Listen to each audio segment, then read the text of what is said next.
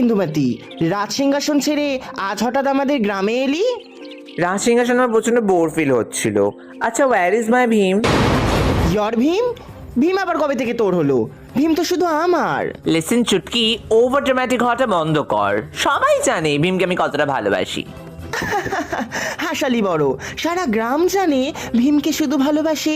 চুটকি চুটকি চুটকি কাম অন, রিয়ালিটিতে ফির। সবাই জানে Bheem is a gold digger.